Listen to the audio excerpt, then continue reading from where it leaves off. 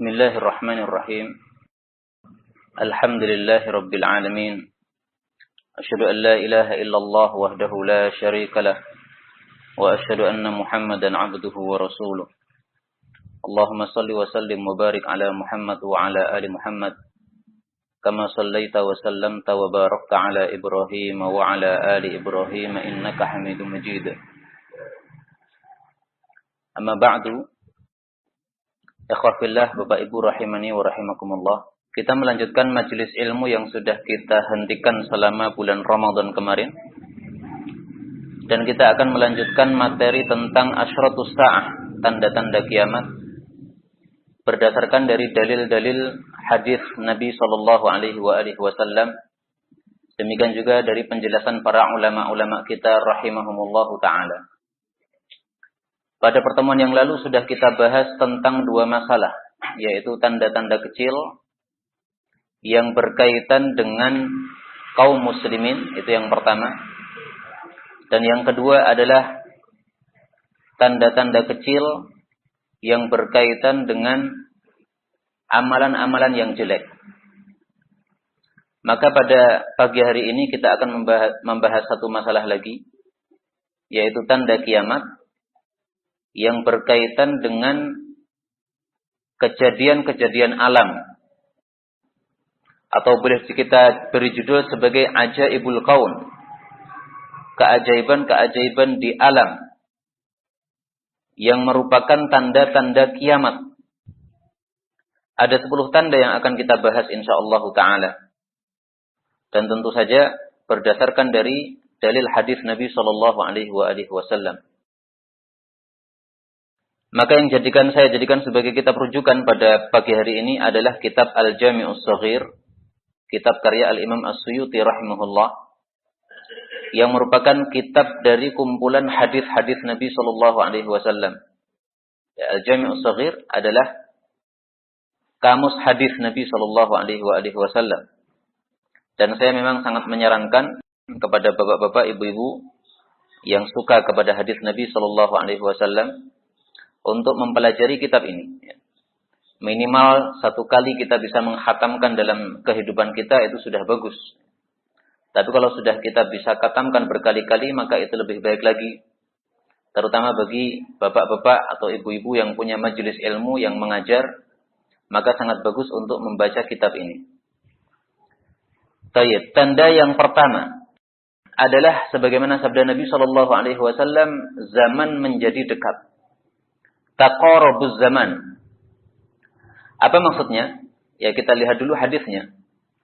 Rasulullah SAW bersabda, "La taqumus sa'ah," tidak terjadi hari kiamat, hatta yuqbadul ilm, sampai ilmu dicabut. Ini sudah kita bahas dulu, yaitu ilmu agama. Wa taqturuz zalazil, dan goncang terjadi beberapa, atau gempa terjadi sangat banyak. Wa yataqarabuz zaman, dan waktu menjadi dekat. Wa talharul fitan, dan fitnah-fitnah bermunculan. Wa yakthurul harj, dan banyak pembunuhan. Wa huwal qatl, al-harj adalah pembunuhan. Ya. Hadis riwayat Bukhari dari Abu Hurairah radhiyallahu anhu. Yang menjadi syahid dari hadis ini adalah kata-kata yataqarabuz zaman, ya, waktu menjadi dekat. Para ulama berbeda pendapat di dalam menjelaskan kalimat ini. Apa yang dimaksud waktu menjadi dekat? Yang dipilih oleh guru kami dari Suriah, namanya Syekh Mustafa Al-Bugha, hafizahullah, beliau masih hidup. Beliau mengatakan bahwasanya yang dimaksud dekatnya zaman itu adalah waktu ini jadi cepat habis. Ya. 1 hari 24 jam itu terasa sangat cepat sekali. Barokahnya lenyap. Tidak seperti pada masa zaman dahulu, para ulama-ulama kita dalam 1 hari bisa membaca 10 juz. Dalam 1 hari bisa menghatamkan Al-Quran 1 kali. Sementara kita tidak bisa pada hari-hari ini. Karena kebarokahannya sudah dicabut oleh Allah Subhanahu wa Ta'ala. Sehingga waktu menjadi singkat, menjadi dekat. Ya. Itulah tafsir untuk hadis ini yang dipilih oleh Syekh Mustafa Al-Bugha, hafizahullah. Tapi ada beberapa tafsir yang lain. Yaitu tafsir yang kedua mengatakan waktu dekat maksudnya adalah antara siang dengan malam ini hampir sama. Tidak ada perbedaannya. Malam tidak lebih panjang daripada siang, siang tidak lebih panjang daripada malam, tapi hampir sama. Ya, maka ya taqarab. mendekati, yaitu antara malam dengan siang ini dekat, tidak ada perbedaannya. Tafsir yang ketiga, yataqarabuz zaman, waktu menjadi dekat, maksudnya karena alat-alat modern sudah sangat banyak, sehingga kita pergi dari satu tempat ke tempat yang lain tidak membutuhkan waktu yang lama. Ya. Saya dari Solo ke Jogja, hanya 1 jam saja. Ya. Padahal zaman dahulu, butuhkan waktu beberapa lama.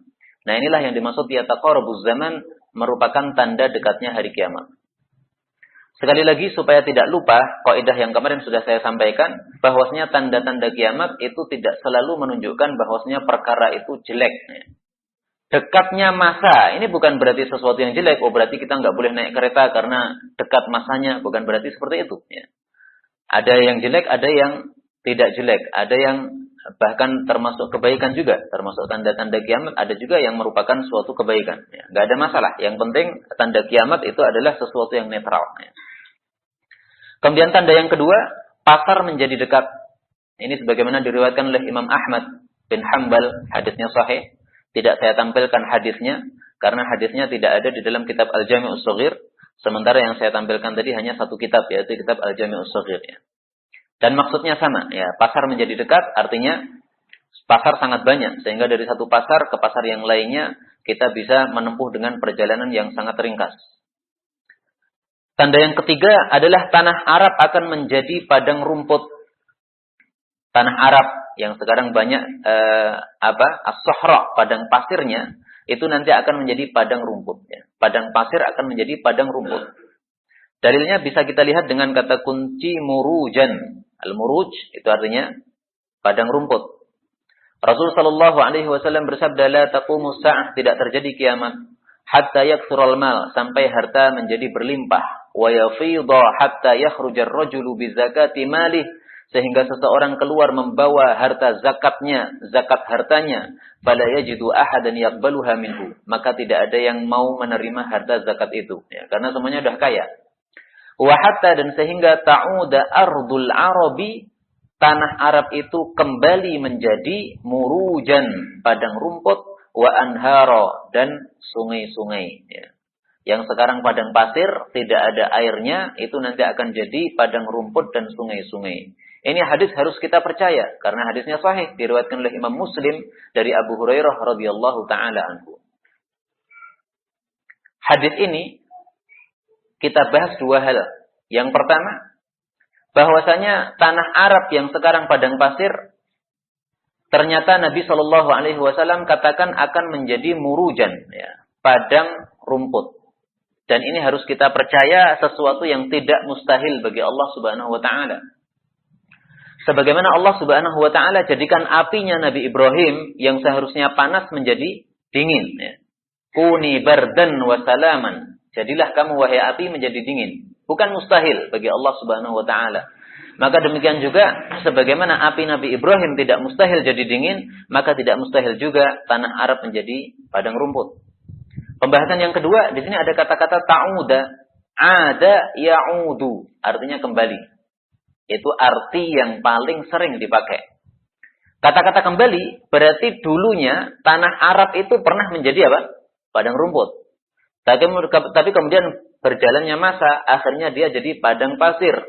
Nah, nanti akan kembali seperti semula lagi, yaitu ke asal muasalnya tanah Arab, yaitu menjadi padang rumput lagi. Itu kalau ta'uda kita artikan dengan arti yang terkenal, yaitu kembali. Kembali berarti kembali ke asalnya. Tapi kata ta'uda memang boleh juga diartikan menjadi, bukan kembali. Menjadi itu berarti asalnya bukan seperti itu. Misalnya, asal seseorang dilahirkan dalam keadaan Islam, orang tuanya Islam.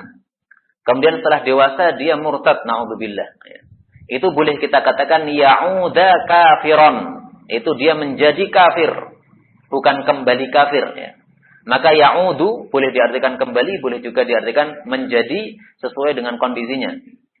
Nah, di sini saya tidak tahu apakah ta'uda di sini yang dimaksud oleh Nabi adalah kembali, berarti memang tanah Arab itu asalnya adalah padang pasir, ataukah yang dimaksud oleh Nabi adalah menjadi, berarti sebelumnya tidak pernah menjadi tidak pernah menjadi padang rumput. Wallahu a'lam bishawab. Ala kulli hal, sesuatu yang mustahil bagi manusia, bagi Allah Subhanahu wa taala adalah tidak mustahil. Dan ini adalah termasuk tanda kiamat. Tapi masih tanda kecil ya. Disebut tanda kecil karena di sana masih ada tanda yang lebih besar. Tanda yang keempat adalah tersingkapnya sungai Efrat, dan ini adalah sebuah sungai yang disebut oleh orang-orang Arab dengan sungai Al-Furat ya. Furat itu adalah sungai yang ada di Kufah sana ya. Kita lihat hadisnya. Rasulullah Shallallahu Alaihi Wasallam sebutkan dalam hadis yang sahih dengan kata-kata Al-Furat ya, sungai Efrat. Ada beberapa hadis, tapi yang saya ambil adalah hadis yang berkaitan dengan kiamat ini. Rasul mengatakan, la taqumu sa'ah, tidak akan terjadi kiamat hatta yahsural furat, sehingga sungai Furat itu tersingkap an jabalin min zahab, sehingga muncullah sebuah gunung dari emas. Maksudnya emas yang setinggi gunung ya, sebesar gunung. Yaqtatilu alaihin nas, orang-orang itu berperang atau saling membunuh untuk mendapatkan emas tersebut. Fayuqtalu tis'atu a'syarihim, maka yang dibunuh adalah tis'atu a'syarihim, 9 dari 1/10-nya.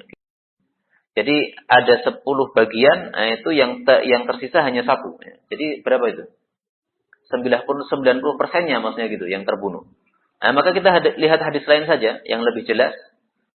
Kalau hadis lain tidak mengatakan tis'atu asyarihim atau 90%-nya, tidak. Tapi hadis lain mengatakan fayaqtatiluna alaihi, maka orang-orang itu saling membunuh untuk mendapatkannya, hatta yuqtala min kulli mi'ah, sehingga yang terbunuh dari 100 orang itu yang terbunuh adalah tis'atun wa tis'un, 99-nya.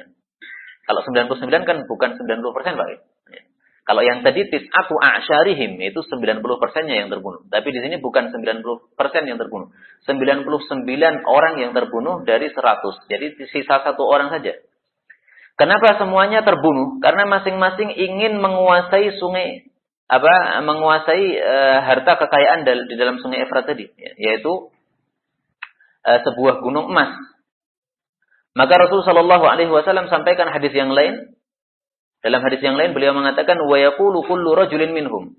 Masing-masing dari mereka 100 orang yang datang ke sana mengatakan, la'alli akunu ana alladhi anju. Saya berharap mudah-mudahan saya lah yang selamat. Jadi semuanya pengen untuk menguasai 1 orang saja. Akhirnya hanya tersisa 1 orang saja. Karena itu Rasulullah Shallallahu Alaihi Wasallam sampaikan kepada kita, kalau memang itu sudah tersingkap, nggak usah ke sana. Karena kalau ke sana pun tidak akan dapat sama saja. Beliau katakan, yushikul furat, nyaris-nyaris al-furat itu ayyuhsaru an kanzin min zahab, akan tersingkapkan dari suatu simpanan emas. Faman hadarahu, barang siapa yang menghadiri atau mendatangi tempat itu, fala ya'khudhu minhu, maka dia tidak mungkin mengambil darinya. Maksudnya pasti akan mati. Tidak mungkin dapat jatah darinya syai'an sedikit pun. Hadis riwayat Bukhari dan Muslim, muttafaqun alaih. Boleh juga ini kita baca fala ya'khudh. Kalau ya'khudhu pakai dhammah, itu berarti kalimatnya berita. Siapa yang datang ke situ nggak mungkin mengambil sedikit pun dari kekayaan tadi. Tapi kalau kita baca sukun ini fala ya'khudh, berarti larangan ya. Siapa yang datang ke situ nggak usah ngambil, karena kalau ngambil nanti pasti akan dibunuh orang. Nggak ada fungsinya datang ke situ untuk menguasai harta tersebut, nggak ada fungsinya, karena pasti akan ada yang iri terhadap dia dan membunuhnya, karena orang lain juga ingin menguasainya.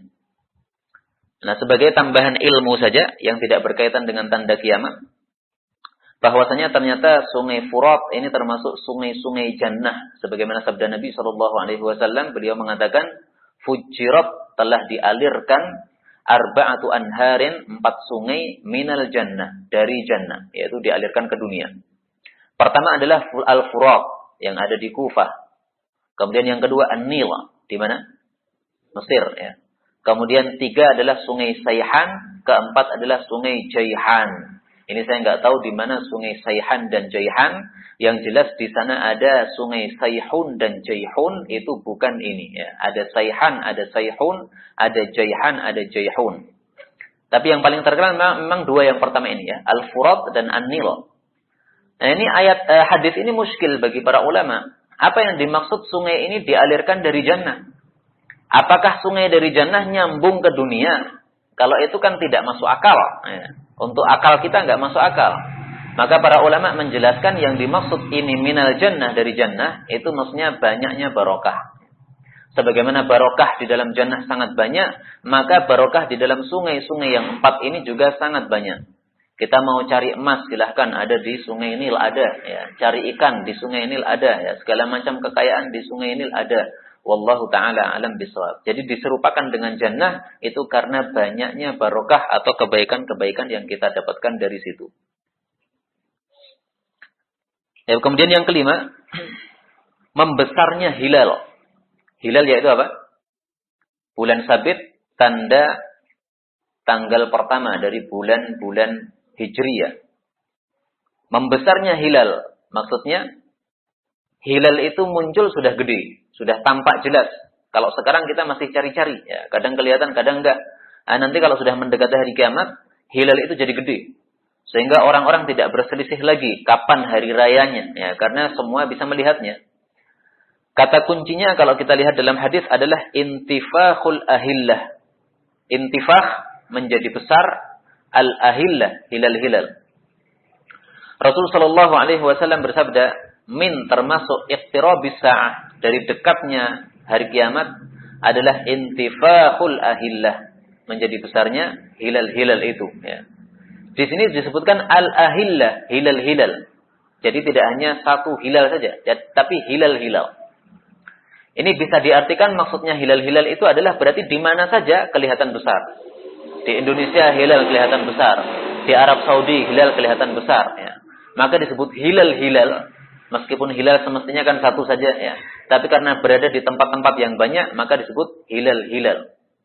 Atau boleh juga diartikan disebut hilal-hilal ini karena kita melihatnya setiap bulan. Ya. Bulan ini kelihatan besar. Bulan besoknya lagi kelihatan besar. Besoknya lagi kelihatan besar. Ya.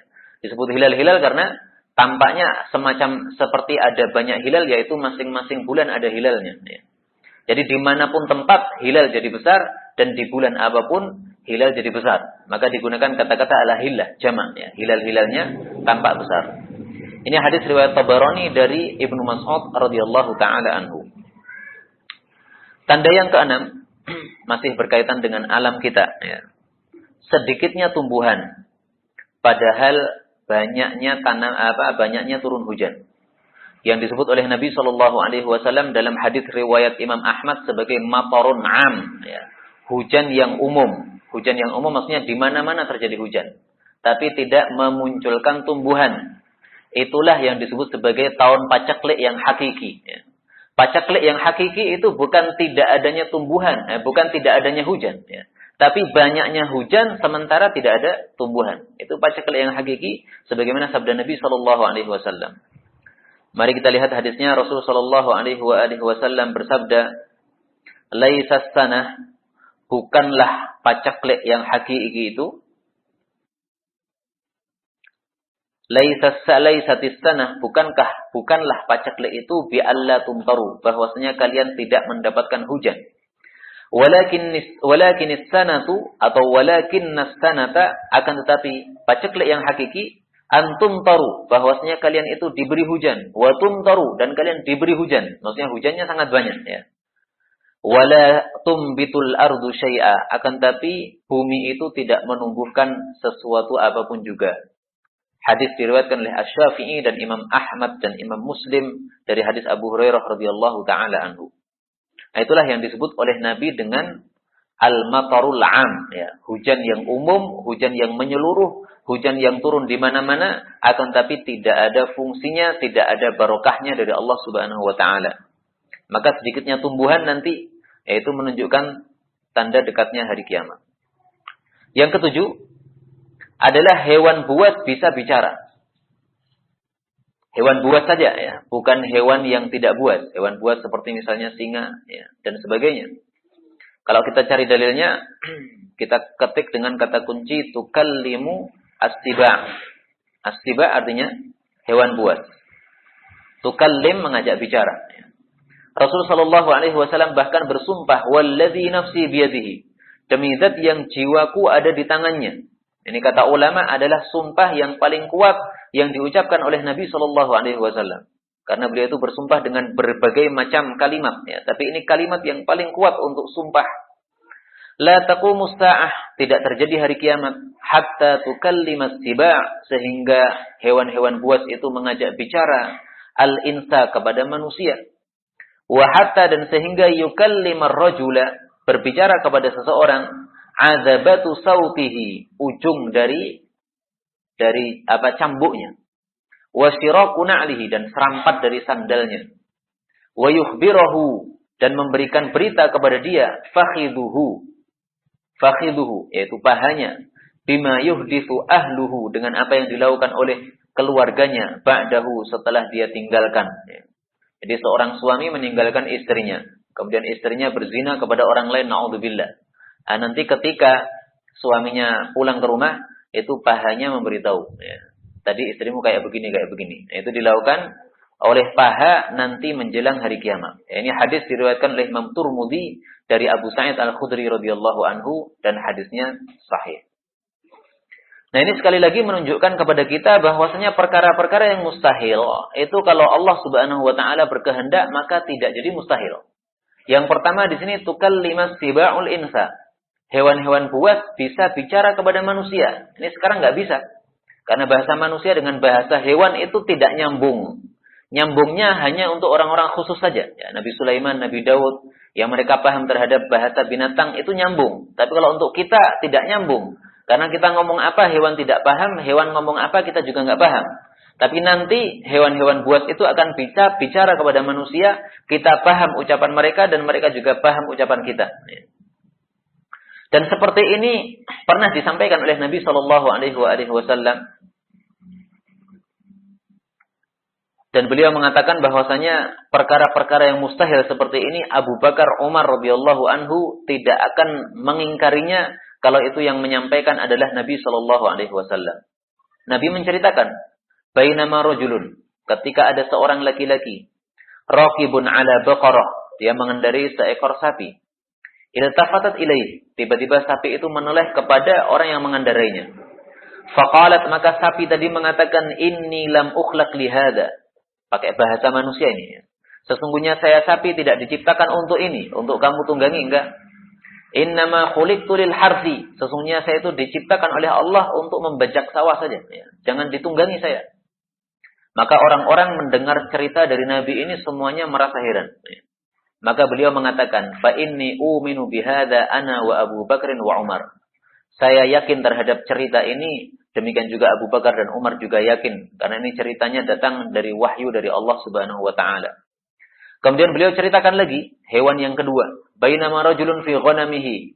Ketika ada seseorang dia berada di dalam kambing-kambingnya. Maksudnya sedang menggembala kambing-kambingnya. Idh ada dhi'bu. Tiba-tiba ada seekor serigala yang menyerang. Menyerang salah satu dari kambing-kambing tadi. Fadhahaba minha bisyatin. Maka dia berhasil membawa satu ekor kambing darinya.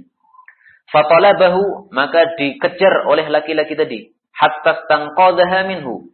Sehingga dia bisa menyelamatkan kambing itu dari serigala. Faqala lahu dhi'bu. Maka serigala itu bicara kepada laki-laki tadi.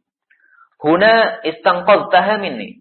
Di sini sekarang kamu bisa menyelamatkan kambingmu dari saya.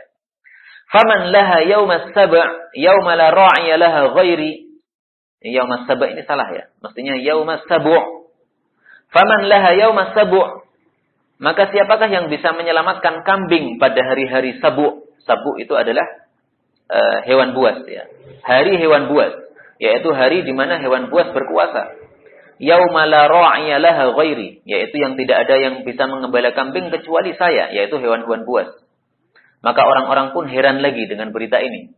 Apa mungkin hewan buas atau serigala bisa bicara? Maka Nabi mengatakan, fa inni uminu bihadza ana wa Abu Bakrin wa Umar. Abu Bakar, Umar, dan saya percaya dengan cerita ini karena cerita ini merupakan wahyu dari Allah Subhanahu wa taala. Hadis muttafaqun alaih dari Abu Hurairah radhiyallahu anhu. Kalau ini sudah pernah terjadi ya. Dan itu nanti akan terjadi lagi. Ini sudah pernah terjadi karena di sini Nabi mengatakan iltafatat. Nah, ini dengan fi'il madhi. Fi'il madhi menunjukkan sudah terjadi. Jadi apa yang dikisahkan oleh Nabi sapi bisa bicara, kemudian serigala bisa bicara. Ini kejadian-kejadian kuno zaman dahulu. Ya. Bisa jadi di masa Bani Israel, bisa jadi juga sebelumnya. Ala kulli hal sebelum Nabi Muhammad SAW. Ini sudah terjadi, nanti akan terjadi lagi. Sebagaimana disebutkan di dalam hadis tentang tanda kiamat. Tukallimas siba'ul insa. Ya. Maka sesuatu yang mustahil ini akan berulang lagi. Sebagaimana dulu pernah terjadi akan terulang lagi. Demikian juga yang kedua, Rasulullah SAW sampaikan azabatu sautihi. Ujung dari cambuk seseorang itu bisa bicara. Maksudnya memberikan informasi kepada dia, ya, sesuatu yang penting bagi dia untuk dia ketahui.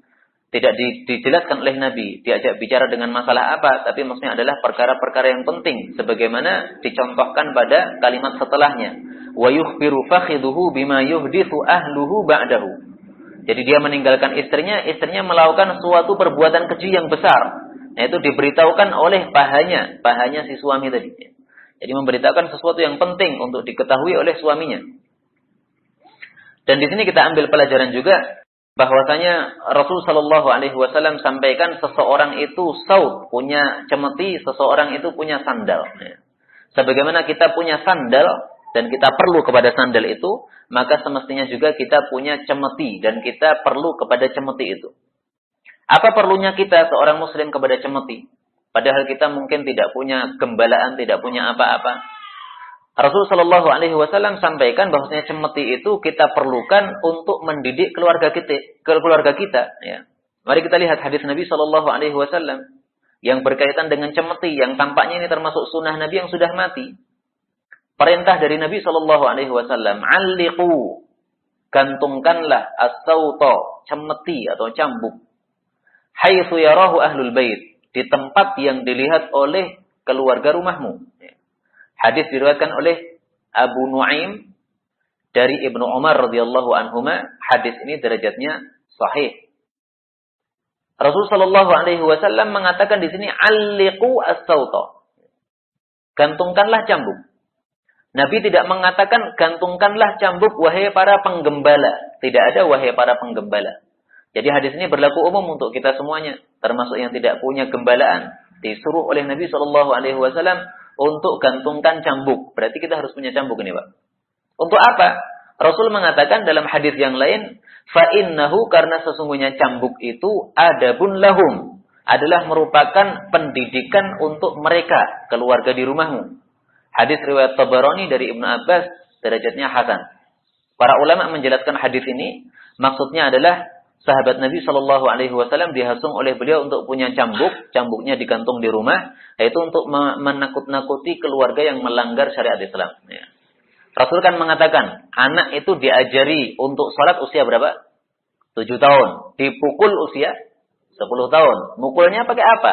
Nah, dalam hadis ini disebutkan, gantungkanlah cambuk. Berarti cambuk itu yang untuk memukul. Dan juga di sini Nabi mengatakan fa innahu adabun lahum. Ini untuk mendidik.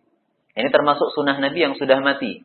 Apakah di rumah bapak-bapak ada cambuknya atau tidak? Enggak ada, gitu. Kalau saya masuk ke rumahnya Habib Rizik, bukan hanya cambuk, Pak. Cambuk plus pedang yang sangat gede sekali, ya. Gantung di tembok itu. Nah, kalau pedangnya yang sangat gede, kenapa digantung di tembok, saya nggak tahu itu kenapa. Ya. Mungkin untuk menakut-nakuti orang-orang kafir. Tapi yang jelas, kalau kita membeli cambuk, setelah membaca hadis ini, kemudian kita gantungkan di rumah kita, dengan niatan mengikuti sunnah, pasti berpahala. Ya. Beli cambuk bisa berpahala, Pak. Yang penting apa? Mengikuti sunnah Nabi Shallallahu Alaihi Wasallam. Apa yang diperintahkan oleh Nabi, kita lakukan. Meskipun memang perintah ini bukan perintah wajib. Sehingga seseorang kalau seumur hidupnya tidak pernah beli cambuk, tidak pernah menggantungkan cambuk di rumah, itu enggak dosa. Tidak akan ditanya oleh Allah Subhanahu wa taala, "Kenapa kamu di rumah tidak punya cambuk?" Enggak, ya.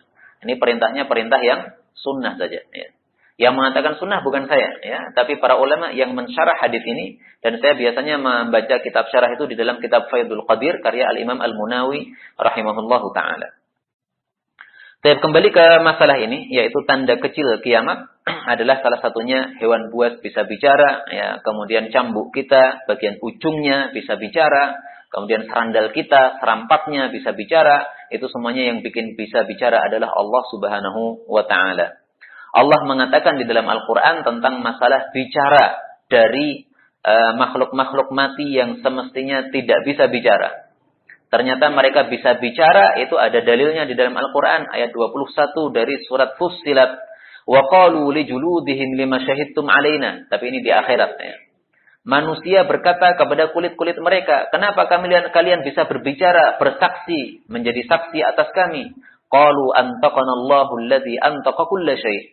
Mereka menjawab bahwasanya Allah lah yang sudah membuat kami bicara, dan Allah itulah zat yang bisa membuat bicara kulla syai', segala sesuatu ya.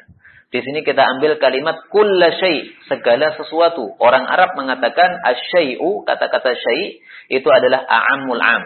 Kata umum yang paling umum. Ya. Sehingga segala sesuatu masuk di dalam kata-kata syai'. Serandal itu termasuk syai'. Kemudian cemeti termasuk syai'. Nah, maka Allah mampu untuk membuat serandal, cemeti, dan sebagainya bisa bicara. Kemudian tanda yang ke-8. Munculnya pena. Zuhurul qalam. Yang dimaksud muncul ini bukan berarti ada, bukan. Tapi maksudnya tersebarnya pena. Dan yang dimaksud tersebarnya pena maksudnya adalah tersebarnya tulisan. Di mana-mana ada tulisan. Dan tampaknya sekarang ini sudah terjadi tanda ini. Ya. Karena tulisan itu di mana-mana kita dapatkan. Ya. Di internet itu tulisan sebanyak apapun juga tidak pernah kita habis membacanya. Ya. Itu termasuk tandanya kiamat. Rasul sallallahu alaihi wasallam sebutkan dalam hadis riwayat Ahmad bahwasanya zuhurul qalam, munculnya pena, itu termasuk tanda kiamat. Dalam riwayat Imam Bukhari dalam Adabul Mufrad disebut dengan kata-kata fusyuwul ilmi, ya, tersebarnya ilmu.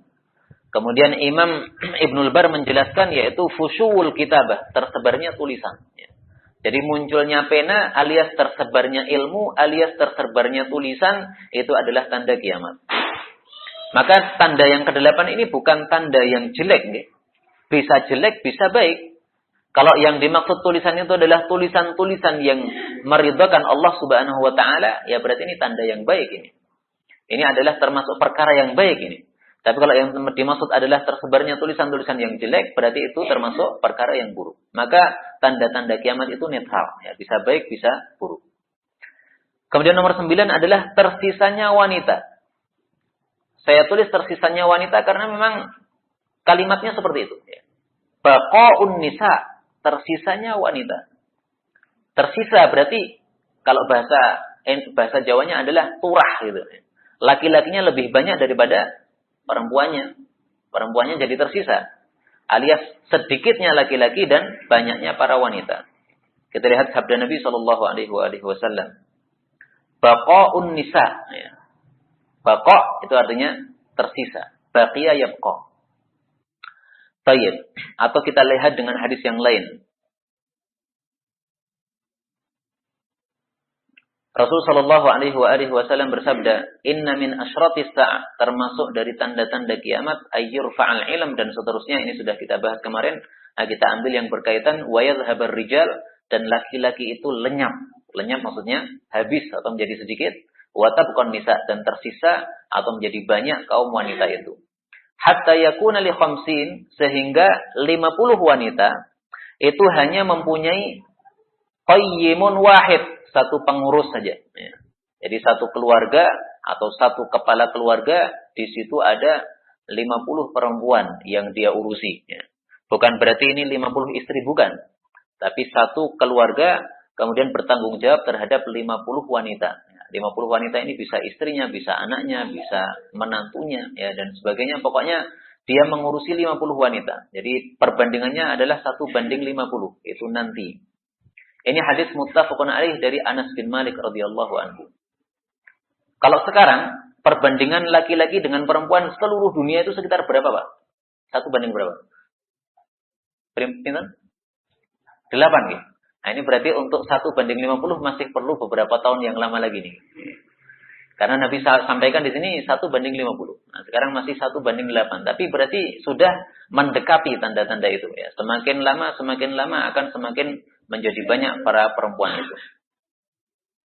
Tapi di sini karena tidak sedang membahas fikih poligami, ya kita tidak bicara poligami ya. Tapi kalau kita bicara poligami nanti akan kita bahas ketika tersisa wanita, banyak wanita, kemudian sedikit laki-laki, bagaimana sikap yang lebih tepat.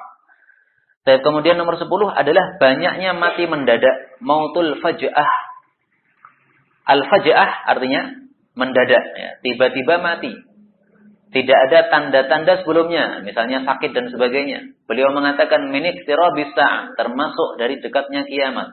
Ayyural hilalu qabalan, bahwasanya hilal itu terlihat dengan jelas. Nah, kalau ini yang tadi ya. Hilal kelihatan gede. Fayuqal, maka orang-orang yang melihat hilal mengatakan lilailatain, ini sudah lewat 2 malam ini ya. Ini sudah tanggal 2 ini, padahal memang baru tanggal 1, tapi karena hilalnya gede. Wa an tuttakhadal masajidu turuqan, dan bahwasanya masjid-masjid dijadikan sebagai jalan-jalan. Wa ayyadhara, dan bahwasanya muncul, maksudnya banyak terjadi mautul faj'ah, mati mendadak. Hadis riwayat Tabarani dari Anas bin Malik radhiyallahu taala anhu. Ini hadis derajatnya hasan.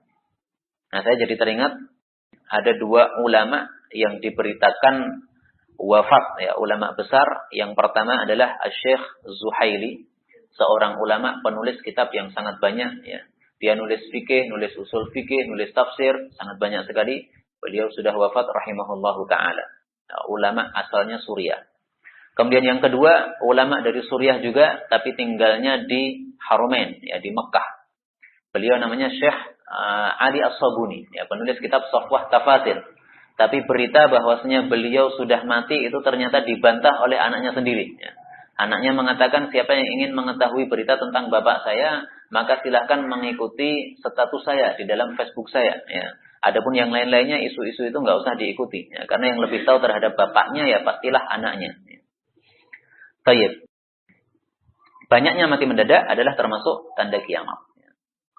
Kemudian kita lanjutkan lagi dengan 12 tanda-tanda yang kecil yang lain-lain. Nah, ini saya kasih judul lain-lain berarti campuran ya, yang tidak berkaitan dengan keajaiban atau kejadian-kejadian yang menarik di dalam di alam ini. Yang pertama, banyaknya orang-orang yang membela orang-orang zalim. Rasulullah Shallallahu Alaihi Wasallam sebut mereka sebagai asyurat. Asyurat itu kalau kita artikan adalah para polisi. Ya. Kasratus syurat, banyaknya para polisi. Dan kata-kata polisi yang dimaksud di dalam hadis ini maksudnya adalah orang-orang yang membantu atau membela pemimpin-pemimpin yang zalim. Ya. Jadi statusnya tidak harus polisi kalau di Indonesia. Bisa saja densus misalnya, itu sudah termasuk asyurat. Pokoknya yang membela pemerintahan yang zalim. Rasul mengatakan, akhafu alaikum sittan. Saya khawatirkan terhadap kalian 6 perkara. Yaitu 6 perkara ini yang merupakan tanda-tanda kiamat. Yang saya khawatirkan akan mengenai kalian nanti. Nah, salah satu dari 6 itu adalah kasratus syurat. Banyaknya para polisi. Ya. Yang mereka melakukan kezaliman-kezaliman terhadap rakyat. Dan mereka membantu kezalimannya penguasa di dalam kezaliman mereka. Ya. Maka dalam hadis yang lain Rasulullah Shallallahu Alaihi Wasallam sampaikan bahwasanya mereka itu pagi sore mendapatkan murka dan laknat atau murka dan marah dari Allah Subhanahu wa taala. Kita dibaca hadisnya. Rasul sallallahu alaihi wasallam mengatakan yushiku nyaris in talat bika muddah, apabila masa hidup itu panjang bagi engkau. Antara qauman, bahwasanya engkau melihat suatu kaum fi aidihim mithlu adnabil baqar, yang di tangan mereka itu membawa seperti ekor-ekor sapi. Maksudnya apa, Pak? Cambuk ya. Seperti ekor sapi berarti kan cambuk. Maksudnya mereka menggunakan cambuk ini untuk menyiksa manusia, menyiksa rakyat yang tidak melakukan apa-apa kezaliman. Maka yaghduna fi ghadabillah. Mereka pada pagi hari mereka mendapatkan murka Allah. Wa yaruhuna fi sakhatillah, dan mereka pada sore hari mendapatkan murka yang dahsyat dari Allah. Ghadabun itu artinya murka. Sakhatun itu artinya murka yang dahsyat.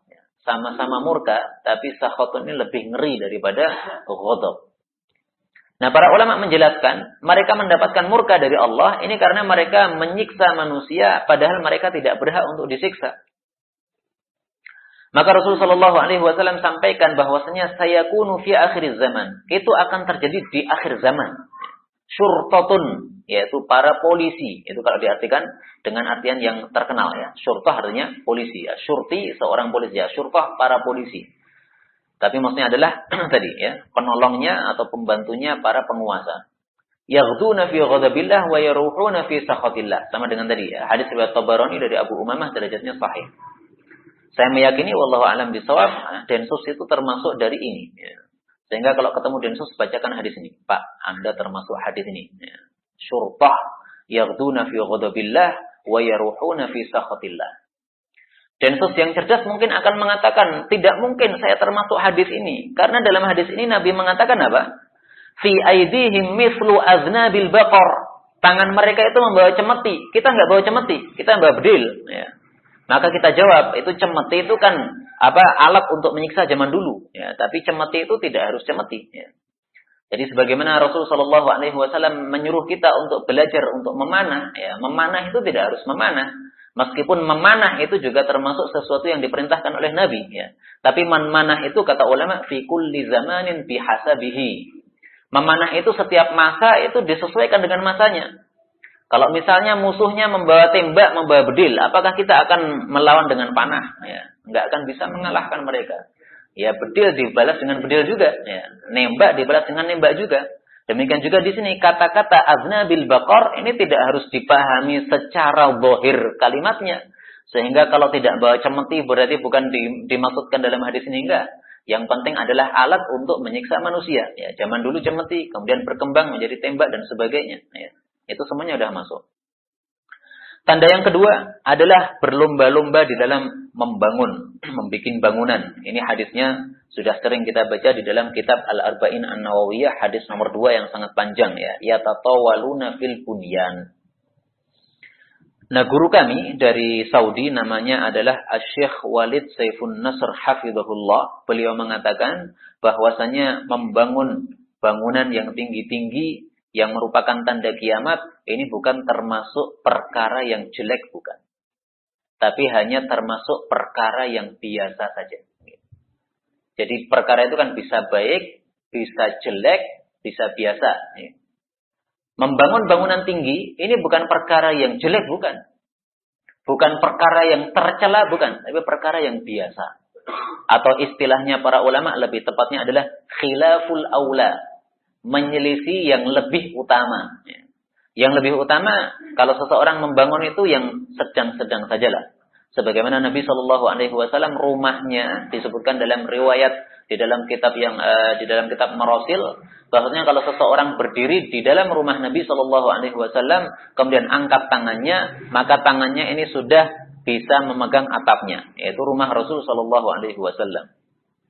Nah, sekarang orang-orang membuat rumah itu selalu tinggi-tinggi. Karena kalau pendek biasanya panas sih, kurang nyaman. Demikian juga masjid ini kan juga tinggi.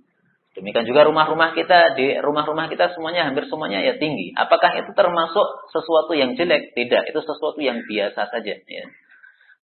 Makanya Syekh Walid mengatakan tadi, ya, bahwasanya tanda kiamat yang disebutkan oleh Nabi itu bukan berarti semuanya pasti jelek, enggak ya. Kita lihat dulu hukumnya dari hadis-hadis yang lain. Tapi memang tidak ada hasungan sama sekali untuk memperbaiki atau memperbagus atau mempermewah rumah kita. Mari kita lihat hadis Nabi Shallallahu Alaihi Wasallam. Beliau tidak suka untuk membaguskan rumah atau memewahkan rumah karena tidak ada pahalanya. Uang yang digunakan untuk memewahkan rumah itu. Sebagaimana disebutkan di dalam hadis riwayat Bukhari, Nabi mengatakan innal muslim, sesungguhnya seorang muslim la yu'jar, sungguh diberi pahala. Fi kulli syai'in yunfikuhu, pada segala sesuatu apapun yang dia nafkahkan, dia keluarkan duitnya. Keluarkan duit untuk beli makanan untuk anaknya, untuk istrinya. Keluarkan duit untuk ngontrak. Keluarkan duit untuk pergi. Keluarkan duit untuk segala macam, itu ada pahalanya. Karena dia muslim. Ya. Selama sesuatu yang dia keluarkan tadi bukan sesuatu yang haram. Ya. Illa fi syai'in yaj'aluhu fi hadha turab. Kecuali sesuatu yang dia keluarkan untuk debu ini. Maksudnya para ulama menjelaskan, yaitu untuk memewahkan rumah kita. Itu tidak ada pahalanya. Tapi kalau tidak untuk memewahkan, tapi untuk keperluan rumah kita nggak ada masalah. Ya. Rumah kita bocor, kemudian kita beli sesuatu untuk menambal bocornya tadi. Itu ada pahalanya itu. Karena menambal bocor itu bukan mewah. Ya. Tapi rumah sudah bagus. Wah, kelihatannya kok kurang bagus kalau tidak ditambahi lampu di depannya. Ya. Padahal sudah terang. Tambahi lampu bunder. Ya, ya untuk menunjukkan nih rumahnya orang kaya. Nah, itu tidak ada pahalanya seperti itu. Ya. Pokoknya sesuatu yang berkaitan dengan kemewahan rumah itu tidak ada pahalanya dari Allah Subhanahu wa taala meskipun bukan berarti dilarang. Dan kemudian yang ketiga adalah orang rendah menjadi naik pangkatnya. Irtifa'ul asafil. Orang rendah menjadi naik pangkatnya. Rasulullah sallallahu alaihi wasallam bersabda, menyebut mereka orang-orang rendah itu dengan istilah Luka' bin Luka'. Ini istilah bukan nama. Ya. Beliau mengatakan, la talhabud dunya, tidak akan lenyap dunia, alias terjadi kiamat, hatta tasira, sehingga dunia itu menjadi miliknya Luka' bin Luka'. Luka' bin Luka' itu istilah orang Arab, artinya adalah orang yang laim, orang yang rendahan, putranya orang yang rendahan. Ya. Jadi orang-orang rendahan, orang-orang yang semestinya dia itu tidak berhak mempunyai pangkat yang tinggi, akhirnya punya pangkat yang tinggi. Nah, itu sudah menjadi tanda-tanda hari kiamat. Dan tampaknya presiden di Indonesia, demikian juga penguasa-penguasa di Indonesia, itu tidak pernah diambil dari kalangan para ulama-ulama. Ya.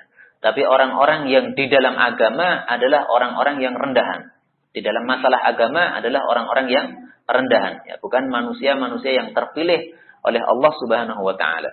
Ini hadis riwayat Ahmad dari Abu Hurairah radhiyallahu taala anhu.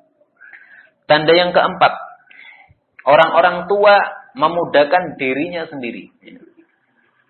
Orang-orang tua memudahkan dirinya. Jadi sikapnya orang tua jadi seperti anak-anak muda lagi. Dan ini termasuk perbuatan yang tidak terpuji ya.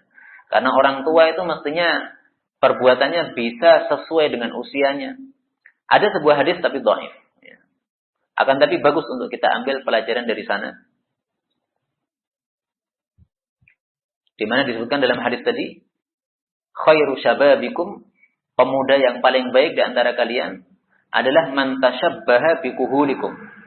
Yang dia itu menyerupai orang-orang yang sudah tua-tua. Artinya dia punya sifat-sifat yang dewasa. Ya. Dia bijaksana dan sebagainya. Pemuda tapi sudah bisa bersikap bijaksana. Wa syarru kuhulikum, dan paling jeleknya orang-orang tua kalian adalah man tashabbaha bi syababikum, yang menyerupai pemuda-pemuda kalian. Jadi tingkahnya masih seperti tingkah anak-anak muda. Ini hadis riwayat Abu Ya'la tapi dhaif. Adapun yang saya sampaikan tadi, yaitu tanda kiamat orang-orang tua itu memudahkan dirinya sendiri, itu hadisnya sahih. Mari kita lihat apa yang dimaksud oleh Nabi Shallallahu Alaihi Wasallam. Orang-orang tua memudahkan dirinya sendiri. Beliau mengatakan, yakunu fi akhir zaman, akan muncul di akhir zaman qaumun, suatu kaum yakhdibuna bisawad, yang mereka itu mewarnai rambut mereka dengan warna hitam. Ya. Mewarnai rambut mereka yang sudah putih dengan warna hitam. Nah, ini tingkahnya orang tua yang memudahkan dirinya sendiri. Kahawasilil hammam, seperti bagian tubuhnya al-hammam. Al-hammam itu adalah merpati. Ya. Jadi bagian tubuh merpati ada sebagiannya yang berwarna hitam. Ya. La yarihuna raihatal jannah, mereka tidak akan mendapatkan baunya jannah. Hadis riwayat Abu Dawud, derajatnya sahih. Nah, kalau ini berarti tanda termasuk yang perkara yang jelek. Ya. Karena di dalam Islam ini, seseorang yang sudah muncul ubannya putih, maka dia disyariatkan dua perkara. Pertama, jangan mencabut ubannya. Karena uban itu adalah nurul muslim, adalah sinar bagi orang muslim. Kemudian syariat yang kedua, dia disuruh untuk mewarnai ubannya, tapi jangan mewarnai warna hitam. Ya. Itu kalau ubannya sudah banyak. Ya. Tapi kalau ubannya masih sedikit, sehingga sulit untuk diwarnai, nggak usah diwarnai.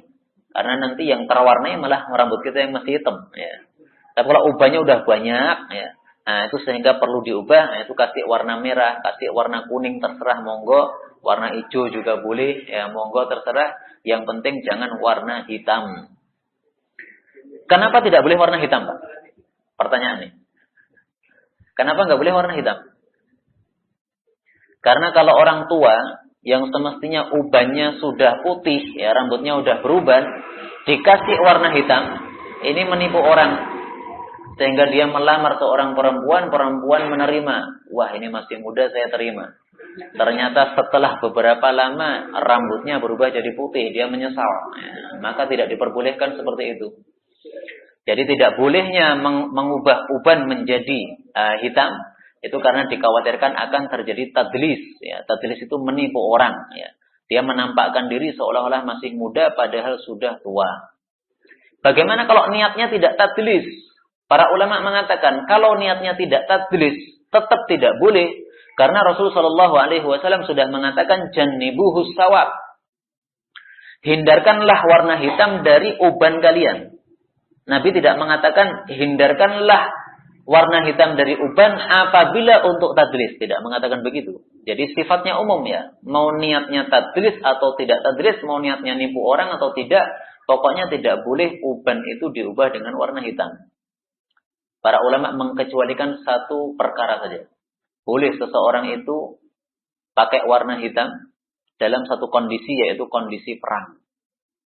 Kondisi perang karena kalau manusia sudah banyak ubannya, itu menyebabkan musuh tidak takut. Nah, ini orang-orang udah tua, paling gampang mati. Ya. Maka supaya mereka takut kepada kita, ketika perang boleh kita warnai uban kita dengan warna hitam. Nah, dalam hal ini diperbolehkan oleh sebagian ulama. Kenapa? Karena di sini ada maslahat agamanya. Sementara Rasulullah SAW mengatakan al-harbu khid'ah, yang namanya perang itu adalah tipuan. Ini kan termasuk tipuan, Pak. Uban ini diubah menjadi hitam. Ya, ini tipuan ini. Nah, berarti diperbolehkan oleh Nabi SAW. Wallahu ta'ala alam bisawab. Dan memang beberapa sahabat Nabi ketika mereka berperang, itu mereka memakai warna hitam untuk uban mereka dalam rangka untuk memberikan rasa takut kepada musuh-musuh mereka. Itu saja yang diperbolehkan oleh para ulama. Ya. Selain itu nggak diperbolehkan. Dan kemudian yang nomor 5. Seorang budak melahirkan tuannya. Dan ini hadisnya juga sudah sering kita baca di dalam kitab Arba'in Nawawiyah pada hadis nomor 2. Ya. Dan yang dimaksud seorang budak melahirkan tuannya, ini ada dua tafsir. Tafsir yang pertama, ya betul-betul budak melahirkan tuannya. Alias ada seorang majikan mempunyai budak perempuan, kemudian perempuan ini dikumpuli oleh majikan tersebut, akhirnya dia hamil. Setelah hamil maka dia melahirkan anak. Anak ini kan anaknya majikannya, berarti merdeka. Ya. Maka yang dimaksud ini adalah banyaknya peperangan. Banyak perang sehingga banyak tawanan, sehingga banyak budak-budak perempuan akhirnya dikumpuli oleh majikannya, itu yang dimaksud. Kemudian tafsir yang kedua, seorang budak melahirkan tuannya, maksudnya adalah seorang anak tidak birrul walidain kepada orang tuanya. Tapi seorang anak itu sudah memperlakukan orang tuanya seperti memperlakukan budaknya. Nah, kalau itu berarti tanda yang jelek. Kalau dengan tafsir yang pertama tadi, tandanya bukan tanda yang jelek. Yang keenam adalah manusia tidak saling kenal. At-tanakur. Tanakur itu artinya tidak saling mengenali antara satu dengan yang lainnya. Seseorang dengan tetangganya tidak tahu. Ya. Tetangganya mati, dia bertanya-tanya, yang mati siapa sih? Ya, kok ada bendera merah di sana? Ya, tidak tahu. Nah, tampaknya sekarang itu sudah mulai muncul di beberapa tempat. Ya. Tempat-tempat perkotaan itu tidak saling kenal. Nomor 7 adalah kota Madinah menjadi bersih dari orang-orang jeleknya. Yaitu kota Madinah ini mengusir orang-orang yang jelek dari dalam kota Madinah. Rasulullah SAW mengatakan bahwasanya tangfi al-Madinatu. Kota Madinah itu akan menafikan atau meniadakan orang-orang yang jelek. Ya'ti 'alan nasi zaman. Manusia akan didatangi sebuah masa. Yad'u ar-rajulu ibna 'ammihi wa qaribahu. Seseorang itu akan mengajak ibna ammihi, keponakannya. Ibna ammihi, anak paman. Anak paman berarti sepupu ya, bukan keponakan. Wa qaribahu, dan juga kerabatnya. Halumma ila roha, mari menuju kepada kehidupan yang nyaman. Halumma ila roha, maksudnya mengajak untuk keluar dari kota Madinah. Karena hidup di kota Madinah kurang nyaman, ya, lebih ada tempat yang lebih nyaman lagi, yang banyak tanamannya, banyak airnya dan sebagainya. Maka Nabi bersabda, wal Madinatu khairul lahum law kanu ya'lamun. Padahal Madinah itu lebih baik kalau mereka tahu.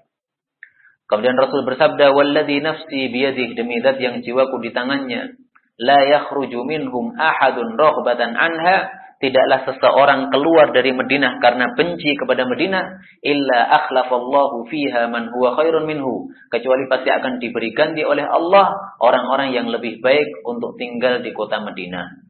Ala innal madinata kalkir, ketahuilah Madinah itu seperti alatnya tukang pandai besi, ya.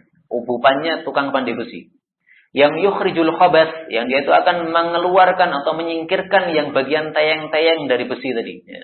Bagian karat-karat dari besi itu akan lenyap gara-gara dibakar dengan alatnya tersebut. Demikian juga kota Madinah itu seperti itu. Yang akan diusir oleh kota Madinah itu adalah orang-orang yang tidak baik. Sehingga yang tersisa di situ orang-orang yang baik. Mereka lebih suka di Madinah karena memang Madinah lebih baik. La taqumu as-sa'atu hatta tanfil Madinatu shiraraha. Tidak akan terjadi kiamat kecuali kalau Madinah sudah melenyapkan orang-orang jeleknya, kama yangfil qiru khabatsal hadid, sebagaimana alatnya tukang pandai besi itu melenyapkan karatnya besi. Dan ini endingnya akan terjadi ketika nanti Dajjal sudah mendekati kota Madinah. Dajjal akan masuk kota Madinah, ternyata nggak bisa. Karena setiap lubang dari kota Madinah itu dijaga oleh malaikat dengan membawa pedang. Akhirnya Dajjal hanya berada di luar kota Madinah. Setelah itu Madinah goncang 3 kali. Setiap goncang orang-orang munafik, orang-orang jelek keluar dari Madinah. Goncang lagi, orang jelek keluar lagi. Goncang lagi, orang jelek keluar lagi. Mereka gabung dengan Dajjal. Maka yang tersisa hanyalah orang-orang yang baik. Itu ending dari Tanfil Madinah Shiraraha. Madinah ini akan membersihkan orang-orang jelek yang ada di dalamnya. Tanda nomor 8, Al-Quran akan diangkat. Sehingga tidak akan ada lagi orang yang bisa membaca surat Al-Fatihah. Bahkan ayat Bismillah tidak ada yang bisa membacanya lagi. Ya. Dan diangkatnya itu hanya cukup 1 malam saja. Tidak perlu 1-2 tahun ya. 1 malam saja udah lenyap Al-Quran. Sebagaimana Nabi SAW mengatakan, Yusra ala kitabillah fi laylatin wahidah. Yadrusul Islam. Islam itu akan lenyap. Kama yadrusu wasyu thawbi. Sebagaimana lenyapnya lipatan baju. Baju ini Pak, kan ada lipatannya ini. Ini lama-lamanya kan bisa lenyap ini. Kalau tidak pernah kita setrika, dia akan lenyap. Demikian juga Islam juga akan lenyap seperti itu. Nggak akan muncul lagi. Hatta la yudra ma siyam wala salah wala nusuk wala sadaqah. Sehingga nggak ada yang tahu apa itu puasa, apa itu salat, apa itu ibadah, apa itu sedekah. Wa yusra ala kitabillah fi lailatin, dan dilenyapkan Al-Qur'an itu hanya 1 malam saja. Fala yabqa fil ardi minhu ayah, maka tidak akan tersisa di bumi ini 1 ayat pun termasuk bismillah. Wa tabqa tawaif minan nas, hanya tersisa beberapa manusia, asy-syekhul kabir wal ajuz, orang-orang tua yang mereka itu mengucapkan adrakna aba'ana ala hadhil kalimah, kami dapatkan orang-orang tua kami, nenek moyang kami mengucapkan la ilaha illallah fa nahnu naquluha, maka kami juga ikut-ikut mengucapkan la ilaha illallah. Hadis riwayat Ibnu Majah, derajatnya sahih ya, disahihkan oleh Imam Adhiya dan yang lain-lainnya. Hadis ini dibawakan oleh Hudzaifah. Maka ada seorang muridnya Hudzaifah bertanya, "Wahai Hudzaifah, kalau sudah muncul masa seperti ini, apa fungsinya la ilaha illallah?" Tidak ada fungsinya ini. Karena mereka hanya bisa mengucapkan la ilaha illallah, tapi salat enggak bisa, salat enggak paham. Salat perlu bismillah dan sebagainya ya. Maka Hudzaifah mengatakan, "Wahai Silah," ini yang bertanya namanya Silah. La ilaha illallah ini akan memberikan manfaat kepada mereka pada suatu saat nanti. Maka Silah ini bertanya lagi, "Wahai Hudzaifah, apa manfaatnya la ilaha illallah?" Kalau cuma la ilaha illallah saja, tidak ada konsekuensinya sama sekali ya. Karena la ilaha illallah ini kan seperti kunci, tapi kunci itu kan harus ada gigi-giginya ya, untuk bisa membuka sebuah pintu. Kalau hanya kunci yang bundar saja, tidak ada gigi-giginya, apa bisa untuk membuka kunci? Ya, Silah enggak terima dengan apa yang disampaikan oleh Hudzaifah tadi. Maka Hudzaifah mengatakan, "Wahai Silah, Sesungguhnya la ilaha illallah ini nanti suatu saat akan berfungsi untuk mereka, ya, untuk mereka orang-orang yang disebutkan dalam hadis ini. Ya. Kalau zaman sekarang orang yang masih banyak ilmu disebar di sekitarnya, tapi tidak mau mempelajarinya, dia hanya mencukupkan diri dengan la ilaha illallah saja, tidak mau yang lain, maka tentu saja tidak akan ada fungsinya. Ya. Wallahu a'lam bishawab. Kemudian tanda nomor 9, orang-orang kafir akan menyerbu orang-orang Muslim secara serentak, secara sepakat semuanya. Kalau sekarang masih belum serentak, ya, karena orang-orang Muslim, sesama Muslim masih perang sendiri. Orang kafir dengan orang kafir masih perang sendiri. Nanti suatu saat akan muncul di mana orang kafir itu sepakat untuk menyerbu orang Muslim. Rasulullah Shallallahu Alaihi Wasallam menyerupakan seperti orang-orang yang sedang menyerbu makanan. Beliau mengatakan yushiku, nyaris, berarti belum terjadi. Antada'a alaikumul umam, bahwasanya umat-umat itu sepakat saling memanggil antara mereka, ya. Min kulli ufuq, dari segala penjuru, kama tada'al akalatu ila qas'atiha, sebagaimana orang-orang yang makan itu menyerbu kepada wadah makanan. Qila ya Rasulullah, ditanyakan wahai Rasulullah, famin qillatin yauma idzin, apakah karena umat Islam itu sangat sedikit sehingga orang-orang kafir berani menyerbu secara serentak? Qala, Nabi mengatakan la, tidak, akan tapi kalian itu seperti buih di dalam lautan, ya, di dalam air.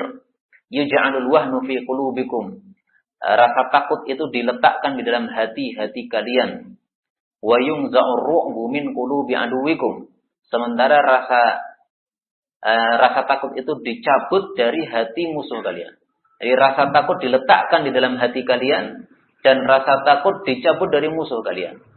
Itu gara-gara dua perkara. Lihubbikumud dunya, karena kalian cinta dunia, wa karahiyatikumul maut, karena kalian itu benci kematian. Hadis riwayat Abu Dawud, derajatnya sahih. Ini belum terjadi. Tanda nomor 10, ada sebuah embargo terhadap Irak, yaitu disebutkan di dalam sebuah hadis riwayat Ahmad. Tidak saya tampilkan karena tidak ada di dalam Al-Jami'us Shaghir. Tapi kalau mau membaca hadisnya sudah saya kumpulkan di dalam kitab Asyratus Sa'ah yang masih saya tulis. Ya. Nomor 11, akan terjadi perdamaian antara orang-orang Muslim dengan orang-orang Amerika. Ya. Dan ini juga tentu saja belum terjadi. Ya. Orang Muslim masih banyak yang benci kepada Amerika dan masih memusuhi sampai sekarang ini. Nah, tapi nanti akan muncul masa di mana orang Muslim ini akan ada kesepakatan damai dengan orang-orang Amerika. Apakah ada bahasa di dalam hadis Nabi Amerika seperti itu? Ya, tentu saja nggak ada, karena Nabi tidak pernah mengatakan Amerika. Tapi Nabi mengatakan di dalam hadisnya itu adalah Ar-Rum, orang-orang Romawi. Ya. Jadi orang-orang Romawi, kalau di dalam bahasa sekarang itu adalah Amerika dan Eropa, sebagaimana disebutkan oleh Syekh Muhammad Hasan di dalam kitabnya Asyratus Sa'ah. Nabi mengatakan satu salihun Rum, kalian itu akan berdamai dengan orang-orang Romawi, ya. Eropa, Amerika. Sulhan amna, dengan perdamaian yang aman. Tapi setelah perdamaian yang aman ini, tiba-tiba salah satu dari mereka ada yang yaghdur, fayaghdurul qaum. Maka mereka, orang tersebut, menyelisihi kesepakatan damainya. Wa takunal malahim, akhirnya akan terjadi pertempuran malahim, ya, pertempuran yang paling besar, yang ini merupakan tanda besar atau tanda pertengahan hari kiamat. Ya. Ada tanda kecil, ada tanda pertengahan, ada tanda besar. Ya. Malahim, peperangan yang sangat besar, ini sebagian ulama mengelompokkannya di dalam kelompok tanda pertengahan, ada yang mengelompokkannya dalam tanda besar. Ya. Kemudian tanda yang terakhir yang kita bahas pada pagi hari ini adalah Ka'bah akan hancur. Padahal sekarang Ka'bah setiap tahunnya dituju oleh orang-orang Muslim untuk ibadah haji, ibadah umrah. Tapi nanti akan tiba masanya Ka'bah itu tidak ada yang haji ke sana, tidak ada yang umrah. Kenapa? Karena sudah dihancurkan. Siapa yang berani menghancurkan ini? Kira-kira orang mana, Pak? Orang Jawa? Kita yang boten nggih. Orang Jawa halus-halus orangnya. Orangnya lemah-lemah. Nah, Rasulullah Shallallahu Alaihi Wasallam sampaikan bahwasanya orang yang menghancurkan itu orang dari Habasyah, Ethiopia, orang-orang Sudan termasuk di dalam kategori Habasyah. Ya, beliau mengatakan Dalam hadis muttafaqun alaih, yukharribul Ka'bah, akan menghancurkan Ka'bah, dzussuwaiqatain, orang yang mempunyai dua betis kecil, minal Habasyah, dari orang-orang Habasyah Ethiopia. Disebutkan dzussuwaiqatain, mempunyai dua betis kecil, karena memang orang Habasyah itu punya sifat atau ciri khusus betis-betis mereka kecil-kecil. Tapi badannya kuat-kuat, Pak. Kalau dibandingkan dengan betisnya orang Indonesia, mungkin kebanyakan orang Indonesia lebih banyak yang betisnya lebih gede. Ya. Karena ini memang ciri khususnya orang-orang Habasyah, betisnya kecil. Tapi di sini Nabi mengatakan dia punya dua betis kecil, itu maksudnya lebih kecil daripada mayoritas orang-orang Habasyah yang lain. Ya. Jadi semakin kecil betisnya itu, lebih kecil daripada yang sudah kecil. Dzussuwaiqatain ini tidak disebutkan oleh Nabi SAW siapa namanya. Sehingga para ulama mengatakan ini bisa jadi namanya memang dzussuwaiqatain. Ya. Bisa jadi juga dia bukan nama, tapi sifatnya. Kalau sifat berarti namanya bisa lain. Namanya bisa Ahmad, bisa Muhammad. Tapi punya sifat yaitu betisnya kecil. Kalau nama bisa juga betisnya tidak kecil. Ya. Tapi memang dia diberi julukan yaitu dzussuwaiqatain. Nah, maka kita tunggu saja apakah memang betul-betul ini nama ataukah ini hanya sifat saja. Karena Rasul Shallallahu Alaihi Wasallam tidak sebutkan ini nama atau ini sifat, ya, maka mengandung dua kemungkinan. Dalam hadis yang lain disebutkan bahwasanya Ka'bah ini setelah dihancurkan oleh dzussuwaiqatain, maka akhirnya dia akan pecahkan, akan remukkan satu persatu batunya, dicabut satu persatu, kemudian dilempar di dalam lautan. Ya. Wallahu taala alam bissawab. Untuk apa dia hancurkan? Dalam hadis yang lain disebutkan oleh Nabi, utrukul Habasyah. Biarkanlah orang-orang Habasyah, maksudnya jangan diganggu. Ya. Selama mereka tidak mengganggu kita, kita nggak usah mengganggu mereka. Ma tarakukum, selama mereka membiarkan kalian.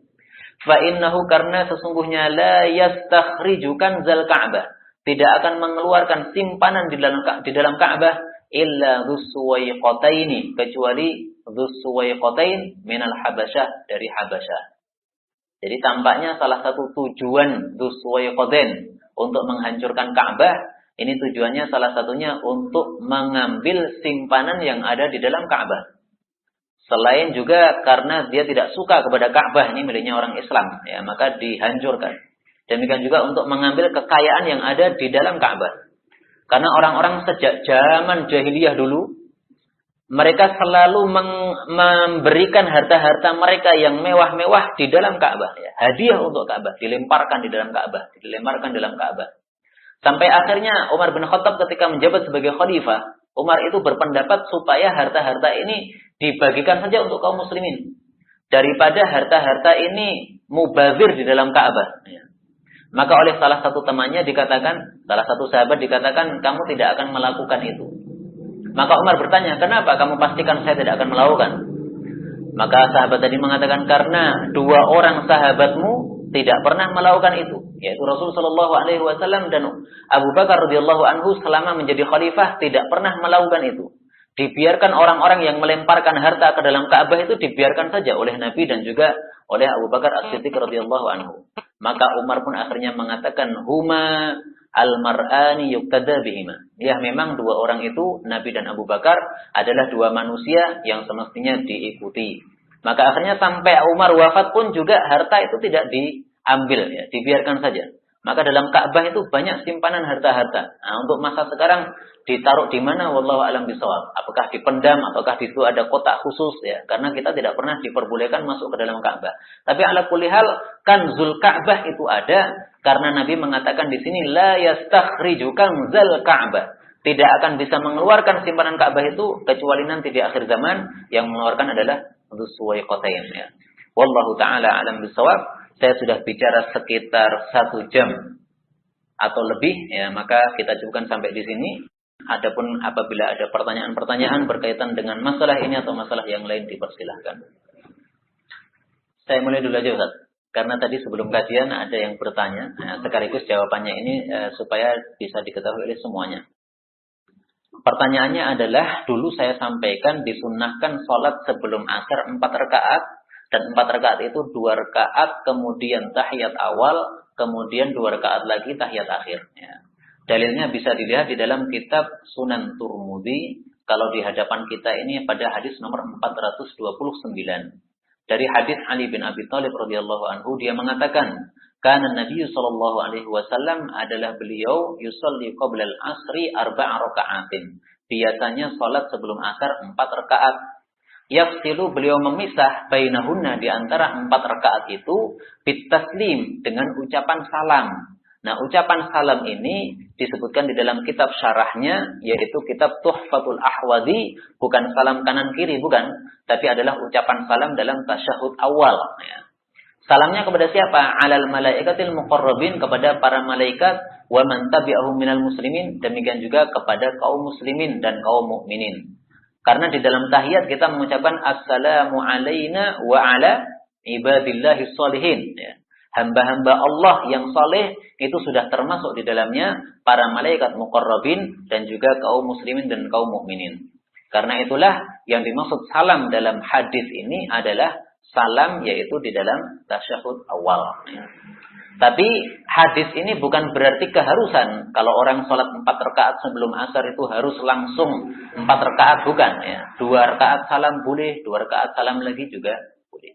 Monggo, ada lagi pertanyaan? Jadi hukum bersumpah untuk tidak lagi melakukan dosa, gitu nih. Pertanyaannya adalah, bolehkah bersumpah untuk tidak mengulangi dosa yang sudah kita lakukan karena kita bertaubat kepada Allah Subhanahu wa taala?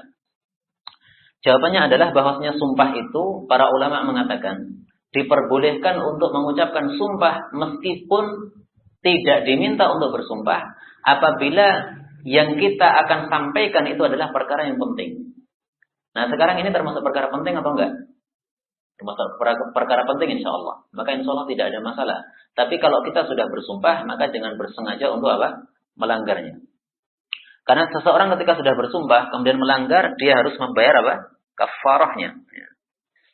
Maka menurut saya, wallahu a'lam bishawab, meskipun secara hukum tidak ada masalah insya Allah, ya, bersumpah untuk tidak mengulangi lagi, tapi sebenarnya tidak usah pakai sumpah. Ya, kita bertekad di dalam hati kita, tapi tidak dengan ucapan sumpah, untuk tidak mengulangi perbuatan yang kita bertobat darinya.